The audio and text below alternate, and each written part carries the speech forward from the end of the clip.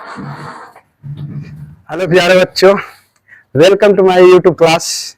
ये क्लास 10 का दूसरा क्वेश्चन है और इससे पहले लेक्चर में हम सब ने डिस्कस किया था क्वेश्चन 1 का फर्स्ट सेकंड थर्ड क्वेश्चन सारा सॉल्व कर दिया था। ये दूसरा क्वेश्चन है।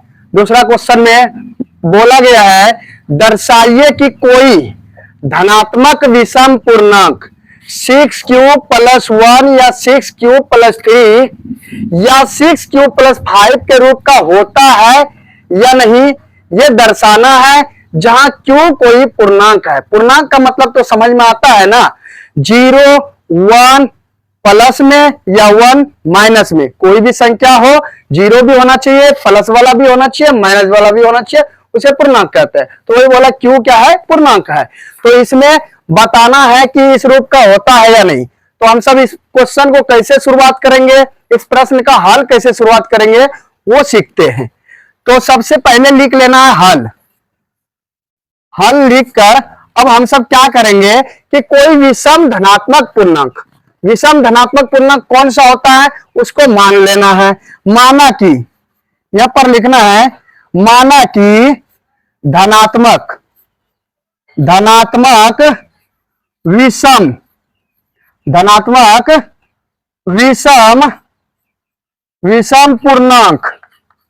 विषम पूर्णांक ए है। क्या है? ए है। तो b बराबर कितना बोला है, 6 तक ना, तो b बराबर 6 होगा। अब ये 6 से a को जब विभाजित करते हैं तो शेषफल मिलता है। यहां पर लिख लेना है 6 से a को विभाजित करने पर, 6 से a को विभाजित करने पर शेषफल प्राप्त होता है। क्या होता है?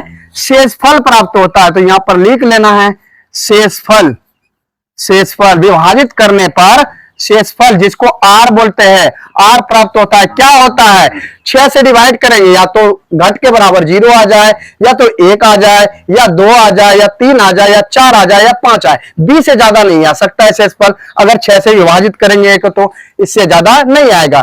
तो घट के या क्या आ सकता, घट के 0 हो सकता है, या तो 5 आ सकता है, या तो 0, या तो 1 आएगा, या तो 2 आएगा, या तो 3 आएगा, या तो 4 या 5, ये आ सकता है। इससे ज्यादा नहीं हो सकता है, क्योंकि कंडीशन दिया गया है ना। कंडीशन में क्या बोला गया है, 0 से बड़ा क्या होना चाहिए, r होना चाहिए, या तो बराबर होना चाहिए, ये बोला गया है कंडीशन में। और क्या बोला गया है, r से बड़ा b होना चाहिए। ये कंडीशन अप्लाई होना चाहिए, तभी यूक्लिड विभाजन एल्गोरिथम को क्या करेगा, मेल करेगा, यानी कि मैच करेगा। तो हम सब क्या करेंगे, यहां पे सबसे पहले क्या बोला गया है, ये कंडीशन को अप्लाई करके बनाना है। तो कौन सा विधि से? यूक्लिड विभाजन एल्गोरिथम के विधि से। तो यूक्लिड विभाजन एल्गोरिथम को शॉर्ट में बोलते हैं U for Euclid, V for विभाजन, और एल्गोरिथम मींस ए। तो यू भी ए से, ये होता है हमारा शॉर्ट फॉर्म, यूक्लिड विभाजन algorithm. U for Euclid, V for विभाजन, ए फॉर एल्गोरिथम से। ठीक है, इसका फॉर्मूला क्या होता है, ए बराबर बी क्यू प्लस आर, यही होता है ना। तो ए हमारा क्या है, यहां पर सारा मान दिया गया है ना। तो ए तो विषम पूर्णांक है, इसको क्या करना है, इस पे बैठाना। बी का मान कितना दिया है, 6 दिया है। आर का मान कितना दिया है, आर का मान दिया गया है, इस हिसाब से बनाना है। तो इसको बोल दो पहले केस 1, क्या बोल देना है, केस 1। तो केस 1 में क्या है, तो बी बराबर 6, क्यू बराबर कितना, कोई पूर्णांक है, तो इसको कुछ भी मान लो, क्यू ही मान लेते हैं, चलो ये पूर्णांक है ना, प्लस आर।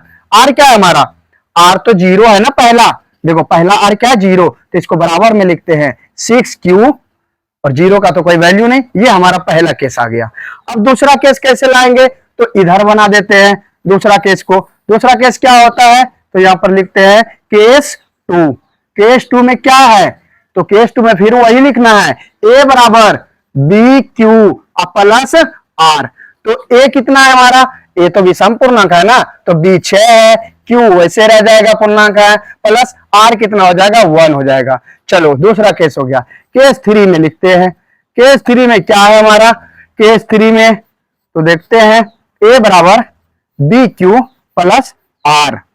आर क्या है हमारा, तो यहां पर लिखते हैं 6, सबसे पहले बी का मान, और क्यू का मान कितना है, तो क्यू ही रखते हैं ना हमेशा।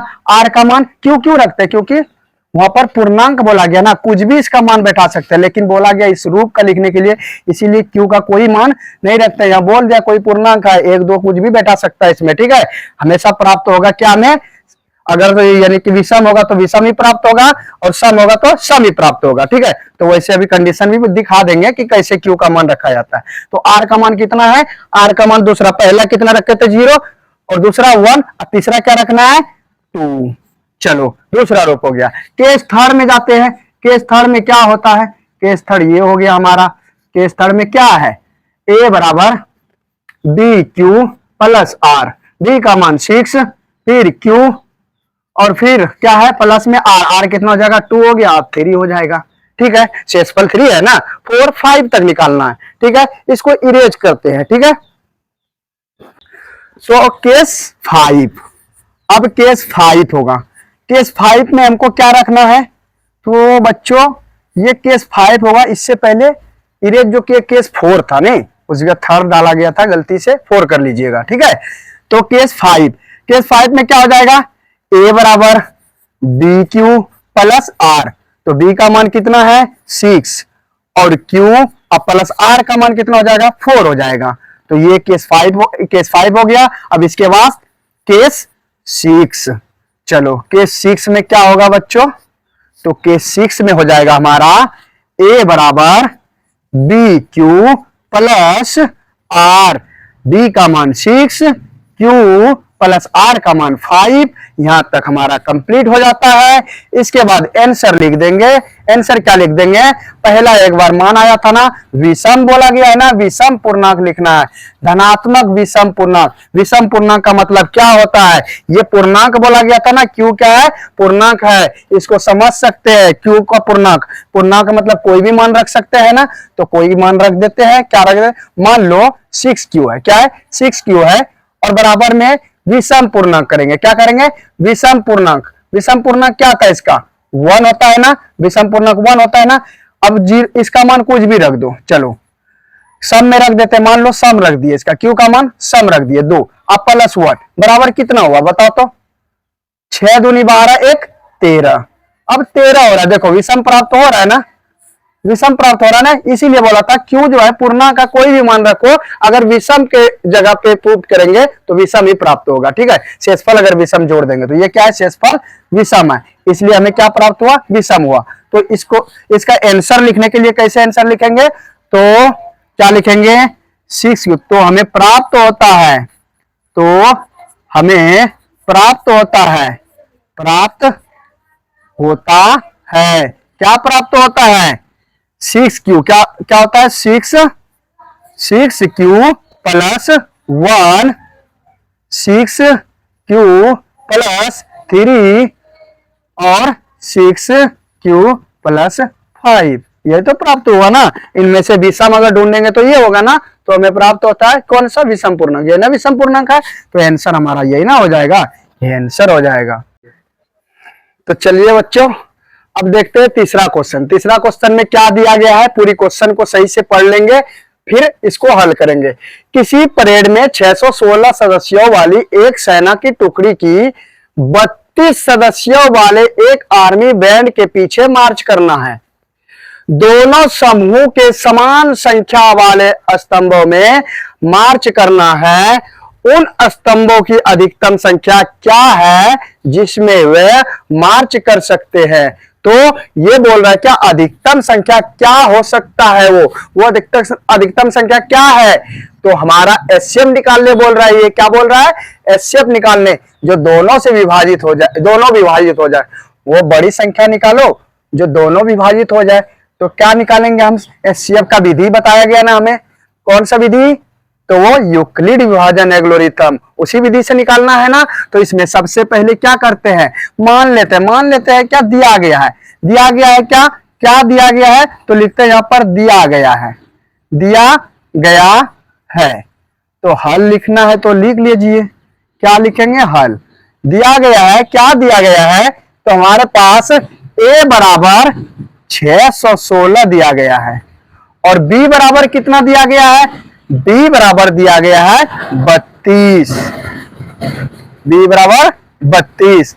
अब यहां पर लिखते हैं यूक्लिड विभाजन एल्गोरिथम से, तो शॉर्ट फॉर्म में हम क्या लिखते हैं, u b और a, u for Euclid, v for विभाजन, a फॉर एल्गोरिथम, ये हम लिखते हैं। ठीक है, आप सब पूरा नाम लिखना है, एग्जाम में परीक्षा में अगर ऐसा आता है तो पूरा नाम लिखना है। तो इसका फॉर्मूला क्या होता है यूक्लिड विभाजन एल्गोरिथम का, तो ये होता है a बराबर बी क्यू प्लस आर। ए क्या होता है हमारा, ए होता है भाज्य ना, बी क्या होता है भाजक, क्यू क्या होता है भागफल, प्लस आर क्या होता है शेषफल। तो इसको देखते हैं भाग देकर, पहले वो वाला माध्यम सीखे थे ना हम सब, वो वाला माध्यम कौन सा, ये वाला माध्यम, थोड़ी इधर बनाते हैं, तो ये वाला माध्यम भाग वाला, तो बच्चे वाला माध्यम जो सीखे थे ना पहले, वही वाला माध्यम। तो वो वाला क्या है, यहां पर देते हैं पहला 616 ए हो गया हमारा, और बी कितना 32 है ना, तो 32 से ही भाग देते हैं, कितना बार में जाएगा, तो ये लगभग 19 बार में चला जाएगा। कितना बार में, 19 बार में, 19 बार में गुना करेंगे, 19 दूनी 38 का 8, 19 तिया 57, 57 और 3 60, यही होता है ना। बचा हमारे पास कितना, ये बचा कितना 16 में 8 गया तो 8, और यहां पर 0 में 0, 1 6 में 6 0, तो यहां पर हमें कितना बचा 8 बचा शेषफल। फिर ये 8 से क्या करेंगे, डिवाइड करेंगे, किस में करेंगे 32 में, कितना टाइम्स में जाएगा 4 बार में, 4 बार में चला जाएगा, तो ये 32 का 32 खत्म, रिमाइंडर मतलब शेषफल 0 आ गया, तो हम इसको खत्म कर देते हैं, और ये वाला हमारा क्या हो जाता है महत्तम समवर्तक, जिसे हम बोलते हैं HCF। इसी को किस विधि से बनाना है, यूक्लिड विभाजन एल्गोरिथम से। यूक्लिड विभाजन में क्या लिखेंगे, सबसे पहले इसको बोलते हैं A ना, तो ये हमारा A हो गया, और ये हमारा B हो गया, और बचा जो ये R हो गया, और ये क्या हो गया भागफल, जिसको बोलते हैं Q। कोई दिक्कत, तो सबको बैठा दो पहला स्टेप में, A बराबर 616 और बराबर B बराबर कितना है, तो B बराबर 32 है, और गुना Q, Q कितना है तो 19 है, अब प्लस बचा कितना R, शेषफल कितना बचा 8 बचा ना, तो ये हो गया हमारा पहला स्टेप। अब दूसरा स्टेप क्या होगा हमारा, दूसरा स्टेप में देखो कि ये उसी तरह ये वाला दूसरा स्टेप बैठाना है तो बैठा दो पूरी, और नहीं तो क्या बैठाना है हमको, यहां से देखो, यहां से भी बैठाने सिखा देते हैं। ये वाला 32 को यहां पर लाओ, ये 32, अब बराबर में लिखो कि 32 और ये वाला 8 को जो शेषफल है ये भाजक के स्थान पे लाओ, 8 और 8 को कई बार गुना करेंगे जो 32 पूर जाएगा, तो 4 बार ना, 8 चौक 32, बचा क्या 0। कोई दिक्कत, ये हमारा क्या हो गया रिमाइंडर 0 आ गया, शेषफल 0 आ गया। यहां से क्या बोलते हैं, जब शेषफल 0 आ जाए ना, उस वक्त का जो भाजक होता है, उस लाइन का जो भाजक होता है वही तो हमारा HCF होता है। तो HCF बराबर यहां पर कितना लिख देंगे, HCF बराबर 8। आंसर कंप्लीट हो गया। तो बच्चों समझ में आया, अच्छी तरह से आपको समझाने का प्रयास किए हैं, उम्मीद करता हूं ये प्रयास मेरा सफल होगा, और हम आशा करते हैं कि आप सब भी समझ गए होंगे। अगर नहीं समझ में आया होगा तो आप सब कमेंट में लिखेंगे कि कहां पर गलती हुआ, या तो कहां पर समझ नहीं आया, या कोई लाइन हमें बताने में हम असमर्थ रहे, उसको भी बताना आप सबको कि अच्छे तरह से नहीं समझा है। अगर समझ गया है तो लाइक कीजिए, सब्सक्राइब कीजिए। Thank you.